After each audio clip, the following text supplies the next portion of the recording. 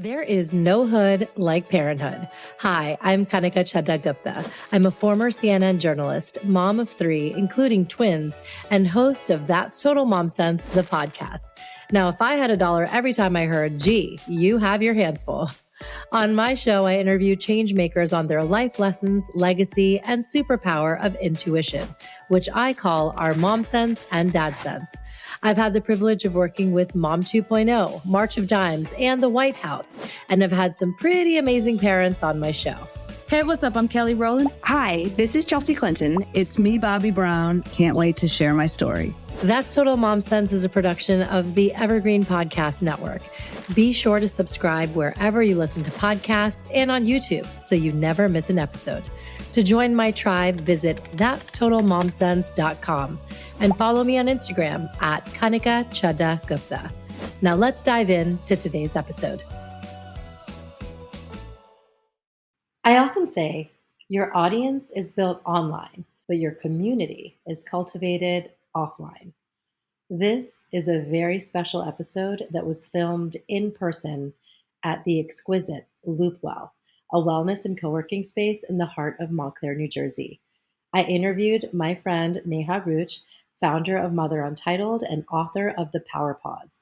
We also had a live panel discussion with Debbie Looney, CEO and co-founder of Loopwell, and Kanan Kapila, integrative psychotherapist, yoga teacher, and director of spiritual well-being at Loopwell.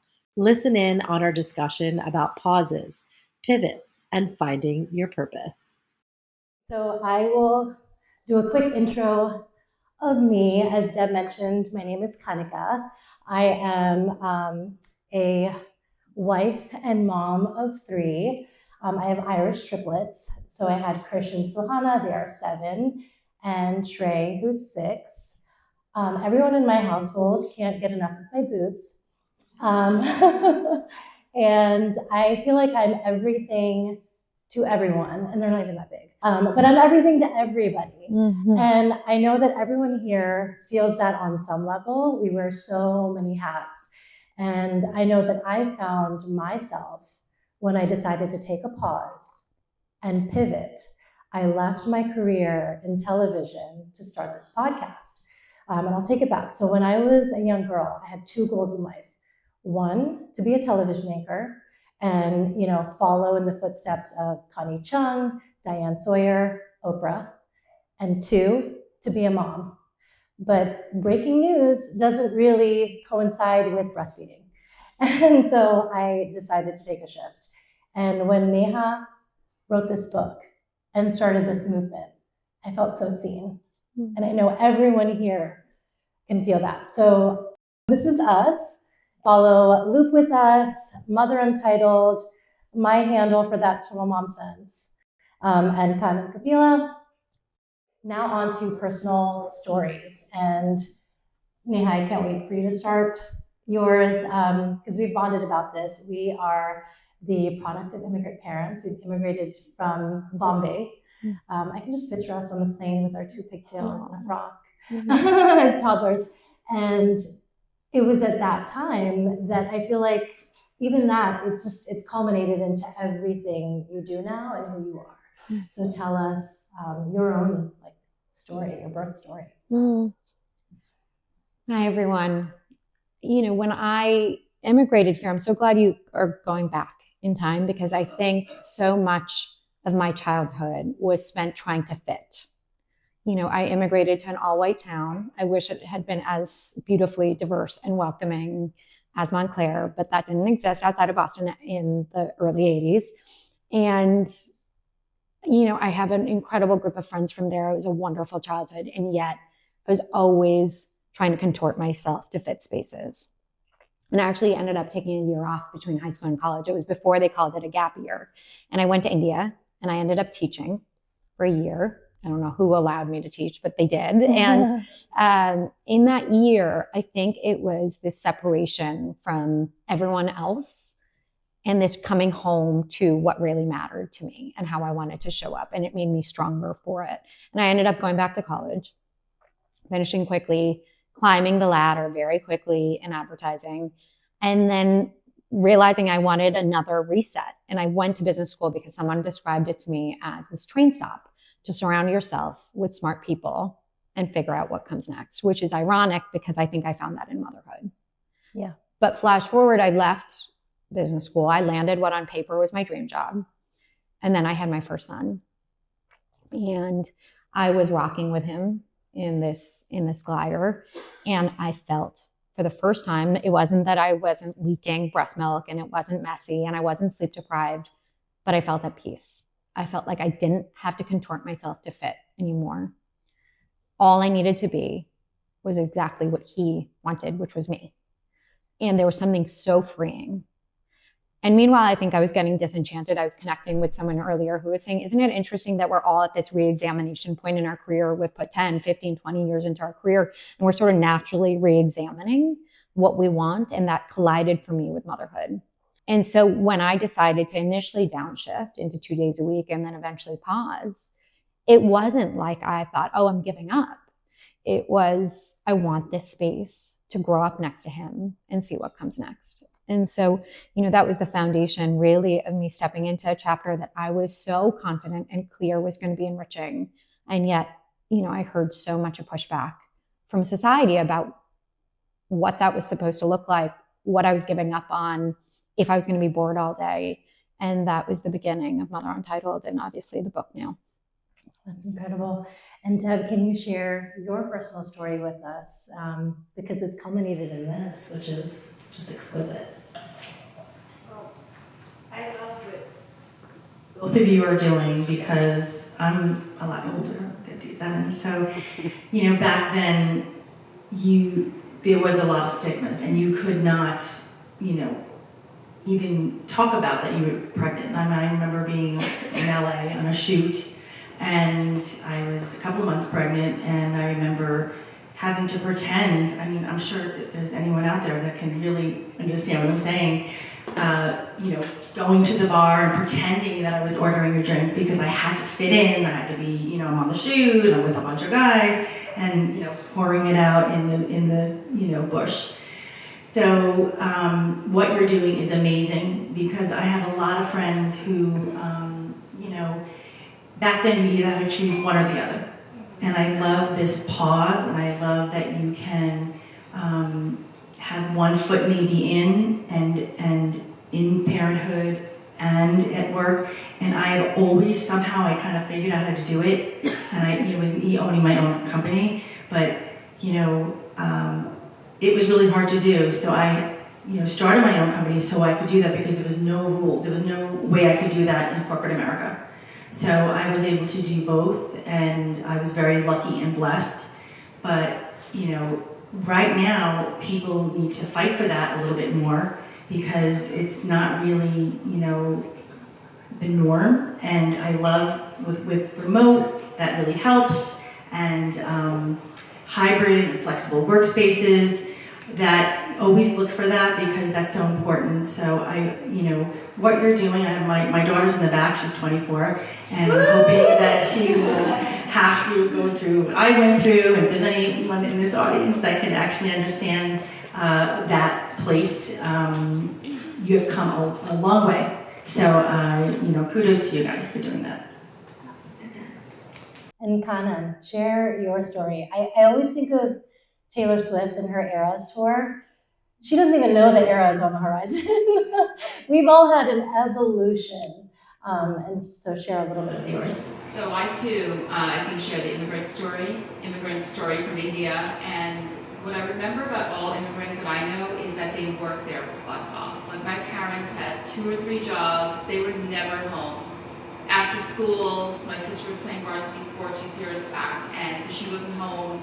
And both of my parents didn't get home till like 7 or 8 o'clock, Monday through Saturday actually. And then they also started their own business.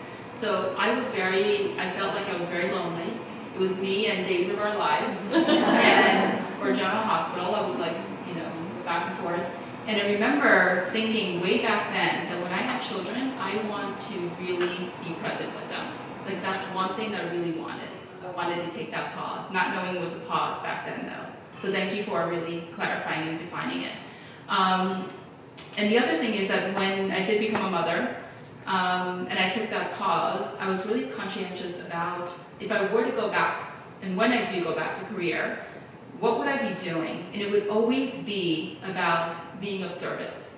So as a therapist, pre-COVID, we didn't have virtual therapy. So it wasn't like stay at home and see clients online. That didn't happen, didn't exist. There was no pumps. There was one pump back then, and it was a handheld pump. We don't have these massive pumps that they have nowadays either. So I was really grateful that I was able to take that pause and really raise my children, and also pivot, come back to a career, and know that I was going to come back knowing that whatever all the years that I spent being at home raising my children, taking all of that skill set, as a mother, has someone that's very present, monotasking and being attentive, I was going to take all of those skills and put it into my work, my career, when I see patients and clients. So. Amazing. Thank you for sharing. Okay, now to the next key is platform. And so, Neha, thank you for allowing us to shed the titles, because I feel like society really cares about the letters after our name. Our parents really care about the letters after our name. And so how do we, actually own shedding all that? And you've done it by creating a movement with Mother Untitled. I've waffled over the years with shedding Mother Untitled because it's confusing. It's Neha Ruch, there's the power pause, and Mother Untitled, and I come from brand. I should know that, that's too much language, too many words. And yet it spoke so much to this very specific stage in my life, right? Untitled was about grappling with losing the worth that I derived from a title, which so many women in America do, as well as dismantling the black and white titles of stay at home and working. Because you saw in this room, more of us exist in the in-between, right? And it's not just right after baby. We're looking at 20 years of parenting experience in this room, right? It's a vast gray area. And what our goal is with this book is that if we dismantle stay at home and working mother, we can just exist in this fluid continuum and this narrative where you have to be one or the other, pits us against each other. Instead, can we dial up or dial down, make room for what matters without shame and without penalty? And so yes, Mother Untitled came out of that experience of not feeling like stay-at-home mother fit the reality I was stepping into, even if I was pausing my paid work. That language is so archaic. It implies stagnancy. It implies being shut in. The reality is, if you poll the American public right now as to what they think of with stay-at-home mother, they still say June Cleaver as the most popular female icon. And June Cleaver, for those of you too young to know, is not that I was alive, but it was in the 1950s and 1960s, was a very popular TV sitcom. She was apron clad. She was shut in. She was in servitude to her family and really nothing else. And the reality is, if you ask the American public who they think of with a working mother, they say Michelle Obama. And that is a power chasm that is just too wide when we all are really existing in between, and we're all trying to make room for family. We are all working. We are all mothering. And so, the goal really is to be able to create new language where, when we're answering that ominous question, what do you do? Which has come to stand in for who are you? We can just say, right now we'll see what comes next. Right now we get to be with our kids. We'll see what comes next. Right now I'm working on a podcast. We'll see what comes next. We allow ourselves to expand our sense of self so that our identity doesn't belong to who we work on. It's about what we care about, because ambition, dictionary definition, is the determination to do things you care about. It doesn't say what you're doing. And the reality is, we will care about a lot of different things over the long game of life. And so you are still ambitious, you are still modern, and we need language that sees that in us and doesn't count us out if we make any choice. Yeah.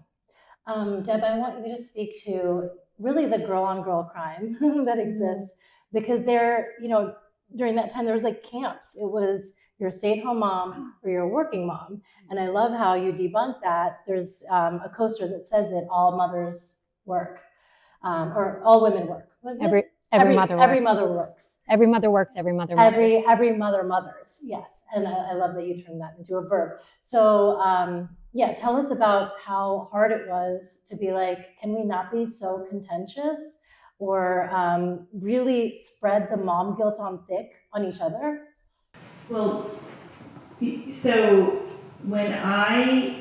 the first thing that we did, we went to the pediatrician, and I wish everyone has a doctor like this. And if you don't, they should do this more often. I remember my first child, I went with my husband, who's in the back there, and this little baby, and we walk in, and he said, she has a full-time job, just like we have a full-time job. Like he's asking, how's your schedule going to be? And, I guess he's like, I don't know, I guess I'll go to sleep and go to work, and then she'll be with the baby, that kind of thing. And he said it straight, and I wish every doctor pulls every couple aside to say, this is a full-time job, what she's doing, and what she's doing is actually more important than what you're doing, actually. So she needs to get sleep. So we, right away, he set the stage. We had no idea. We go home, we made the schedule, and it was, alternating all through the night. And, he was tired going to work, but every couple really, I'm sorry if you have, people in your life that aren't doing that, you're going to go home and have big fights tonight. But it's true, and it's really good to have support. And it was always a 50-50 household, and that's how I was able to stay afloat. So that was just one thing that I wanted to say about that, because getting that support was huge. And you have to level set. So have a chat with your doctor, because it's good to get that, it was real direction from the doctor. But I do remember, because I worked, because I own my own business, I was able to go to everything. I barely missed anything. I was at the Halloween parade, I was able to leave work, and he would cover it, or I'd have a team to cover it. So I was able to go to everything. So the stay-at-home moms would confide in me. They would think oh, you're like a stay-at-home mom. So they would gossip and talk about the working moms. And then the working moms, because they knew I owned a business, would be gossiping about the stay-at-home moms. And it would be I'm not volunteering because, let the stay-at-home mom do it. I'm working. And I'm I'm just sitting in the background. And I would defend them. And then vice versa. The stay-at-home moms would be oh, they never do anything. They're always, leaving it to other people. So I was able to hear both sides, and the fact that you're trying to bridge that gap, I think is huge.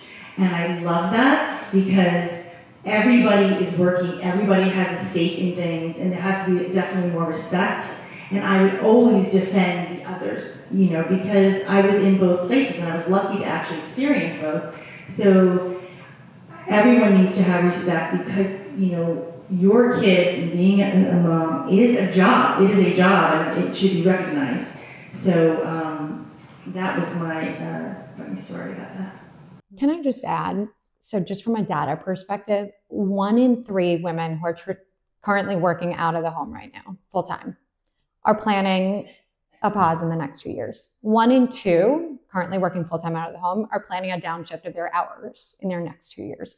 90% of women on career pauses aim to return to the workforce. We are all evolving, and we're all shifting. And so I think even the idea of camps, that was really a fiction invented by the media. Media loves a cat fight. And in the late 80s, they were oh, we see this brewing, right? There was Diane Keaton that represented baby boom. And then there was June Cleaver. And it was at the advent of second wave feminism was peaking, right? And we were looking at a world where we were advocating for our capacity in the workforce, which was so important. But everyone who was choosing otherwise was left with apron strings, defending tradition. And so we sort of got pitted against each other. And then when we start making it about the kids, right? And we're well, we're going to stay home with our kids because it creates secure attachment. And the other camp says, we're going to work out of the home because that models ambition for our kids. When we make it about the kids, you just dig in deeper. When in the reality is we're all making the right choice for us right now. I did not choose to pause my career because it was better for my kid. In fact, I think my kid would have been better off if he'd gone to daycare. He'd be 100 times more social. And the reality is, and the reality is I made that choice because it was better for me in that stage of life. And I think if we start owning our choices for what they are, which is our choice, and knowing that it's for right now, and that we're actually all could get curious about what were our past lives, what are our interests right now, how might we support each other, and get curious as opposed to competitive. We'll make a lot of progress in that regard. Absolutely. And I love that you commissioned a survey, the American Mothers on Pause. Yeah. That's how she has all these statistics, which is amazing. And Kanan, I wanted to switch gears and talk about purpose. And purpose is life calling. It's our dharma in Sanskrit. So how did you discover your dharma? I think dharma changes at the different stages of life. So when I was a mom, my dharma, my purpose was to really be attentive and to really raise my children with 100% of, building their health and vibrancy and teaching them. So it was really the stage of my life was really, the purpose was to be there, be with them, and take care of them actually. But it doesn't mean that the dharma, doesn't negate like my career and who I was prior to them, and the fact that I was a therapist or I was taking care of other people and a doula, birth doula, and all that stuff. But I will say your dharma on a higher level is really more about not what your title is at the given moment, but it goes beyond that. Like what is beyond your title? For a mother, it's caring and giving and nurturing and also being interdependent with other mothers. So I remember, like even my friend Eileen, who's in the audience, who's a writer, author, comedian here, we were talking about how there might be a mother who's in the workforce and her children are on the playground or need to get somewhere, and just tag teaming. So calling up, someone that is at home, like, can you grab my child? Can you, show me the video, they're playing their sports or something. But just that dharma of knowing that you are higher than just what your title is. So if you're a mom, doesn't mean that you're doing everything at home. If you're at your career, you're not doing everything at work. That your title goes beyond just being present. So I think your dharma changes as the stages of your life change, but not forgetting that your higher purpose is really truly about compassion and community and connecting and knowing that we're interdependent on one another. 100%. And now I want to talk about the book because I feel like that was one, I feel like spoke on the wheel and part of your life calling to write this. I love how it's antithetical to everything out there. So she wrote this like on the heels of the Lean In and the Boss Babes, and it's like why men love bitches. Like it's just it basically changed the lens and narrative completely. And I've read it, and I love how you speak to how you are still very feminist in its principles. And you're our new Gloria Steinem for me. So move over. Or let's join hands. Yes, because I think it's important that we acknowledge that this pause is so needed for society. We're building the framework through raising children, and they're going to be the change makers that lead our world. So it's so important. But tell us how this book was, just a catharsis and, part of your own chapter. First of all, on the Gloria Steinem thing, Bethany, like a lot of people point to Bethany Friedan's book, The Feminine Mystique, as like the pinnacle of feminism, right? Where they really disparage stay-at-home moms as really being a setback on feminism. About 5 or 7 years later, she actually wrote a second book that no one talks about called The Second Stage, where she talks about how feminism forgot family. Yeah. And I think that that's the wave of feminism we're in right now, which is this idea of finally realizing we got there, we proved our worth in the workplace, and we're still doing that. But now to make work actually work, we have to really be realistic about how we're different from men. We can't just pretend to be like men. We are powerful in our own right, and we have unique needs and wants.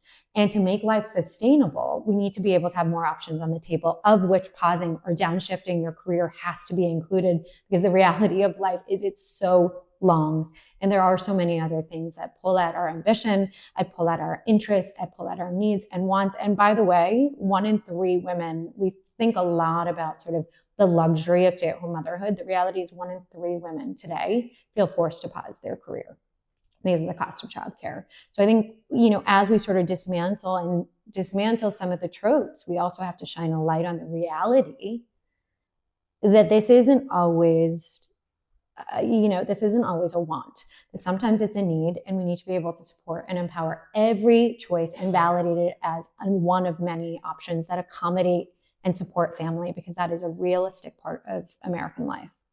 So that's number one. How did the book come to be?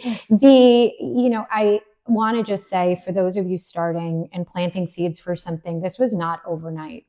I had a lunch with friends today, and I wanted to sort of commemorate the moment with some of the women that were the women who inspired this work, because I met them on the playgrounds, because that's where I did my best networking. And I completely started crying, and I could not figure out why. And it's that this has been 9 years in the making, right? When I had Bodhi and I was surrounded by all this incredible content that spoke to the traditional working parent, lean in included, as someone who was pausing and downshifting, and I was hearing all of these stigmas and stereotypes, but looking around and meeting women like you who were pausing and downshifting but didn't match the June Cleaver archetype, I just felt like, wait a second, but this is the new narrative.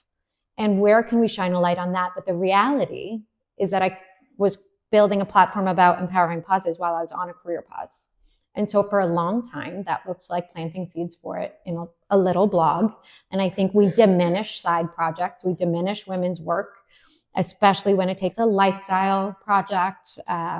What are the other ones we use? Passion project, right? We write it off. Side hustle. Yeah. And it took a lot of saying, no, this is a big mission. This is a big conversation, but timing is everything. And it wasn't until my kids aged into school, which happened to collide with post-pandemic America, where we're all re-examining work and family, where I could finally say, I'm ready to put this book proposal together. I'm ready for there to be a title that on the shelves that actually doesn't just guide us to be better parents and doesn't just guide us to be better workers, but guides us to grow alongside our kid. So that if we choose to make room for it, we're also making room for ourselves. And so the book really follows the arc of what I needed, which was preparing and walking through identity and walking through finances and how to actually have the conversations with your partner to feel like an interdependent household, how to resign and know that you're not giving up on your own whole career.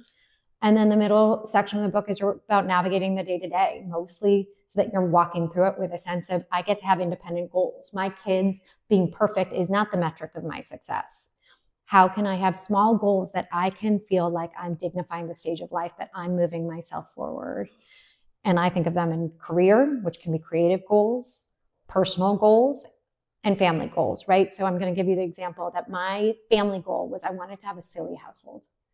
And so to me, success was having a dance party every single Monday, right? It was little, but it made me feel like I was being intentional about the stage of life. And that middle section also goes through the blocks that I failed at, right? Like letting go of, if you're a stay-at-home mom, you have to be a super mom, right? Like we don't need to earn our stripes. We are allowed to enjoy motherhood. I was a super mom. Yeah, and how did you feel? Still are, girl. Well, I do. I get that vibe from you. I was not. I fed my children chicken nugget. I mean, you pick and choose what you focus on. And for me, I wanted to move the professional goal, which was like write a blog post 3 times a week. Right. And so I did that during nap time, and I gave my kids chicken nuggets literally 7 times a week, and Dr. Prager's, which I thought because it was Dr. Prager's and it said doctor was better for you. I'm sure it's still, oh yeah, sorry. But it wasn't good. And they're still very picky, but I made the choice. I'm happy with it. This is where we are. And, and the last section of the book is about unlocking all that possibility, which starts with like, you are still networking. You are still like the biggest myth in motherhood is that your network dries up. Actually, it can expand. Your interest can expand in directions.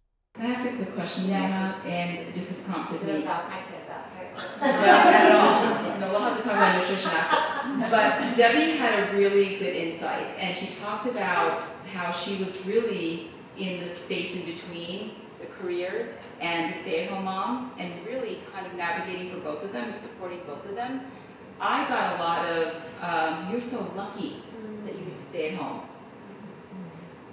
I could say back, well, you're so lucky you're climbing that corporate ladder. Like, you know, when I took that pause, my career kind of stalled. There was no online therapy or, you know, what I could do. So how did you kind of explain that? And if you can give us an example in the book, how to bridge that gap when you do get into that conversation. Or it would have been like, I would get, why did you do a home birth? That's dangerous. Or why did you use a crib? Or are you attachment parenting and co-sleeping? So there's a lot of, like, just like Debbie said, women butting heads against each other and not really coming together and knowing that we need to be really supporting each other. You know, we're a community of goddesses, of females and feminine, and that we have the strengths to really uphold each other. And that's what Dharma is, really sustain and uphold, you know, what we're here to do. So how would you kind of help women navigate that, especially new moms in the audience, or to be? I think there's a lot of superpowers that come from motherhood, right? Like we all talk about motherhood as leadership training. You develop empathy, you develop creative skills, you create communication, empathy, all these. One of the superpowers, at least I developed, and I think many do, is you're building the muscle of letting go of what people think to make the right choice for you and your family right now. And I think you do it over and over again. You do it in the beginning when you choose formula, or you choose breastfeeding, or you choose some sort of combination, co-sleeping or sleep training. You will get judged at every moment, because when people judge, they're making sense of their own choice. And it has absolutely nothing to do with your choice, right? So the woman who said to me, and it was my mother-in-law, but I'm trying to be nice, but when she said, "Are you giving up? Like, do you feel like you're giving up?" And by the way, she happens to be very thoughtful and very curious. And she was taking a philosophy class at the time, and she was just making sense of her own decision, of her own paths and pivots, right? And I took it so hard. And I had to do my own work in owning my choice. And I did that. I mean, there's lots of tools that we talk about, but one, if you need a quick fix, I recommend 4 Agreements by Don Miguel Ruiz. There's a section on criticism and holding it. And I think it helped in the entire motherhood journey. And I still have to practice it, right? In tuning into what's working for our family. We're going to face those micro decisions every time. And what's amazing is when you realize how much time you get back by not having to change anyone else's minds, right? You gain that time back. And when you realize that, you can focus that time back on enjoying this stage of life and the choices you're making. Okay, the next P is partner.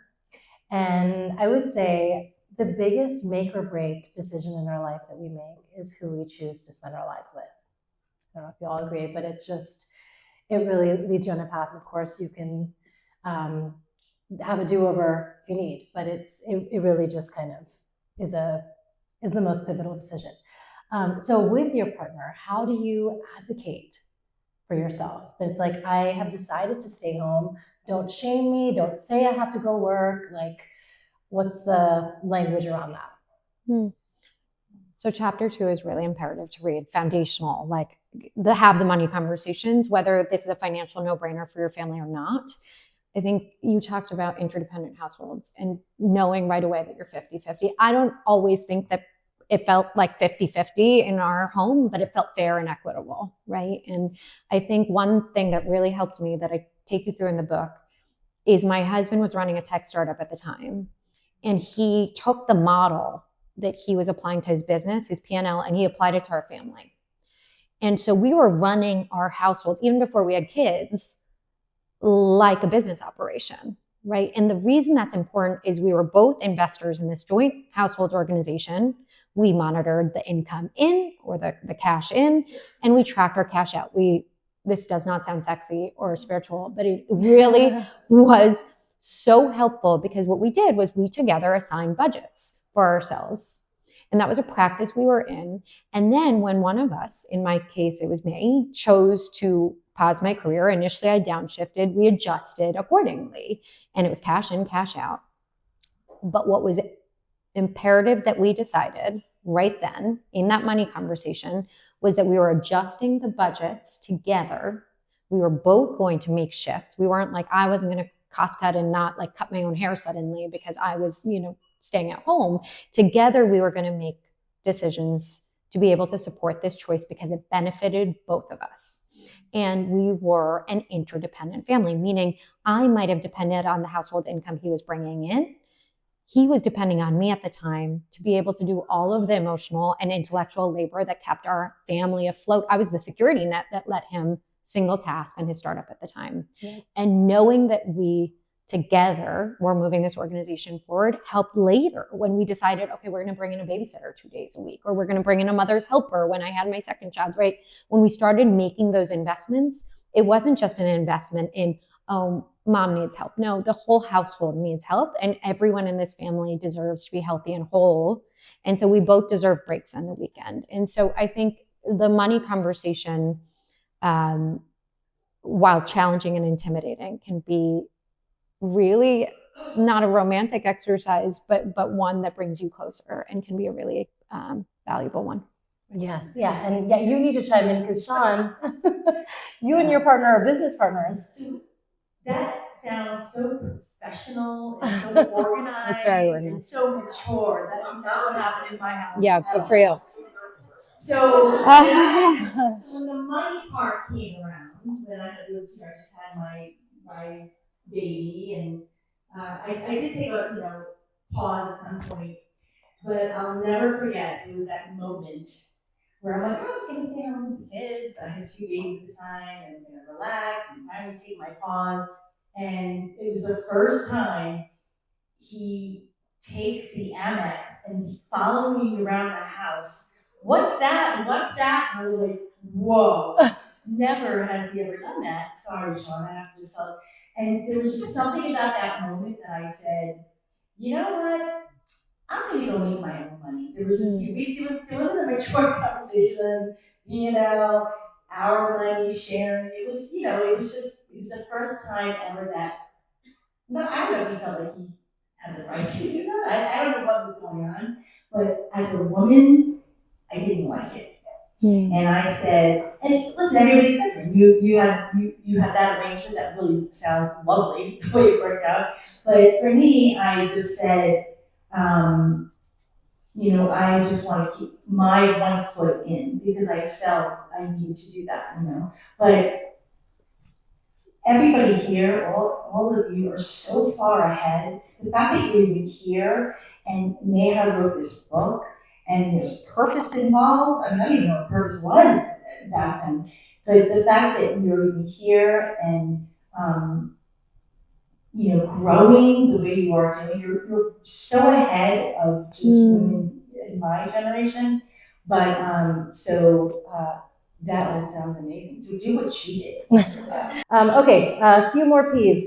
Practice. I want to do kind of a rapid fire with you on how we can practice changing how we answer questions. So the first one is, when you're at a dinner or at the pool like you were, and someone says, "What do you do?" And you feel your hands getting clammy, and you're like, "Fuck, am I going to say?" What do you say? I have a few scripts in the book, but my favorite is right now. Because when you say right now, it sort of grounds us in this is not permanent. This isn't who I am forever. I get to, if it was a privilege to choose, own it, or I am, if it wasn't. But I get to be with my kids, and I'm working on a project about women in work. Give the and if it's relevant or not, leave it if it's a guy whose eyes are glazing over. But right now I get to be with my kids. We'll see what comes next also works, right? Like leave room for the fluidity. I think we'll see what comes next was this like mantra to myself of this is one chapter in an ever evolving story. How can we rewire when we want to say, I'm just a mom? Don't ever say that. How do we?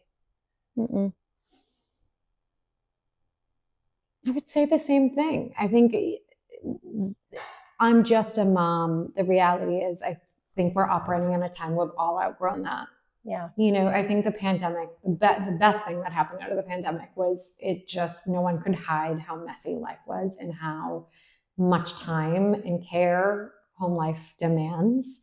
And, I think one of the saddest realities of our life is we're started to assign financial value you start to see this like salary.com data about how much would a stay-at-home mother be, get if she was paid a salary. No one's paying us that anytime soon. It is helpful data to have in your back pocket. But I think what we need to do next is dignify parenthood, which means we're not just saying like this adds economic value, it's unpaid labor, but we're saying, what's really interesting about parenthood is that we've dumbed it down to diapers and laundry, but it's actually the research that goes into building a community around your kid. It's about sitting on the phone with insurance companies, advocating for your insurance claim to be processed for your child who's recently diagnosed with diabetes. It's supporting your partner through his or her transitions through their work. It's, managing the household rhythms to keep everyone healthy and happy. And the reality is that work is awe-inspiring when you think of it that way. And I think if you really write down what are the parts of your day-to-day that you feel proud of, keep a running notes in your iPhone, in a Google Pages of something you feel proud of each day. It can be like winning that tantrum with your child, or not reacting to your partner in a way that you otherwise had, because some of the deepest personal growth happened for me in parenthood. And I think when we start to be able to recognize that, take stock of those like day-to-day ordinary moments that not only light us up, but drive us forward, you really shed that just a mom very quickly. Yes. And where do you find your people? Loopwell is definitely a safe space for that, where you allow us to work here and just be, and really focus on all things well-being. But where did you find your people so you're not living in silos? There was this research that says that friendship happens most commonly in college because of repeat chance encounters, right? Because you're like in a class and then you bump into each other brushing your teeth in the dorm room.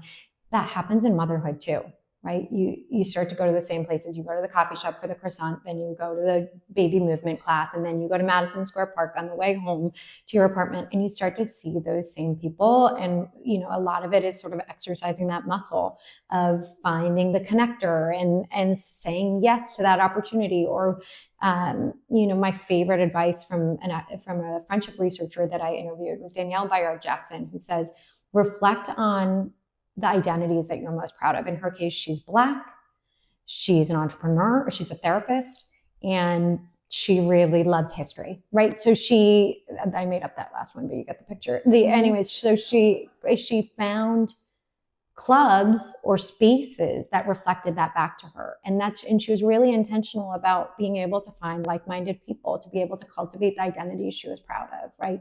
So in this case with Loopwell, if you care about wellness, if you care about spirituality or wholeness, being able to seek out environments that could reflect back people that serve that. On that, you also have a lot of resources on Mother Untitled for women that did take a pause, and now they're getting back into reigniting their careers or changing their careers, right? Trying something totally new, going back to school.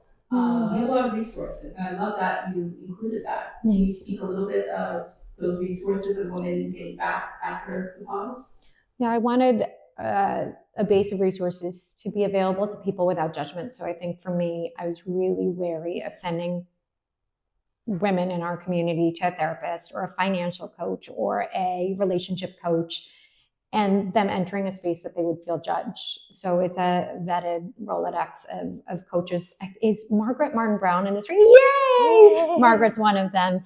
Vetted coaches and experts that have been there. They've either had lived experience with a pause or a downshift. And so I can trust that if you go there, whether you're looking for support, finding childcare, or in your marriage, or in your money, that it's a safe space for you. And share some of the organizations you work with, like Mom Project. Like you really help build these women's resumes up so that they, shine as the leaders they truly are when they re-enter the workforce. Yeah, I mean, my best advice for people when they're starting to put together that resume is start your resume when you're resigning, right? As close to resigning as possible, because I didn't go back to my resume until I was submitting my book proposal. And I was like, oh my God, like, I don't even remember what I was doing. How long have I been out of the workforce? And, I think that you forget, first of all, when you take pen to paper on that time in your life, you realize it didn't evaporate. That base of skills, that experience goes with you. And then, like we were talking about auditing, your, the things that light you up and the things that you're proud of, every quarter or so, or whenever, you're compelled to start to look back and see like what things start to pop out, like, because sometimes that starts to reveal to you what you want to return to. There's this woman who organized a bus route for her local community. And she realized, like, actually, I really love project management. That was when I look back on this year of bullets, that's the thing that pops out to me. So now I'm going to start to look for more experiences in volunteering in my school or helping my friend's business.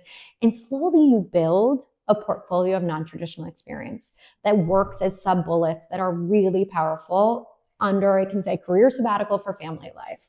And you have all these really powerful bullets that you then get to walk in and hold your head up high. You have this incredible past experience, and then you're adding to it all this non-traditional experience. I am thinking to an IG reel that I came across. It was by this UN speaker, and she's like a Gen Z tech founder named Sinead Bovell. And she wrote, let's stop asking our kids, what do you want to be when you grow up? Because number one, AI is probably going to take that job. Sorry. And number two, it's all about their interests and their skills. And we all want transferable skills. And so whether it's leaning into family life or what you used to do in your previous job that you're now reinventing and applying to your new work, all of that matters. And so, yeah, it's so important to focus on the skills and the interests, not the titles. And yeah, now it's time for some Q&A. When we first started our company, Debbie was adamant about hiring working moms. And this is when nobody did. It was a vast wasteland between show up to work 50, 60 hours a week or you're home. And she really pushed for it. She said, they're going to be more productive, they're going to be more energized, they can go home at 2:45 and be with the kids, and they'll come online at night. And quite honestly, I was a little reticent about it because it was so different. And she was right.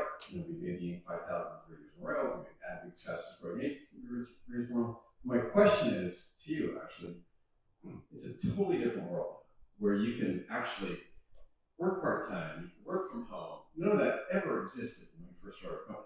Do you think it's more pressure on women to have that flexibility and that opportunity? Or actually, that's a great less question. pressure? I think that's a phenomenal question. Yeah.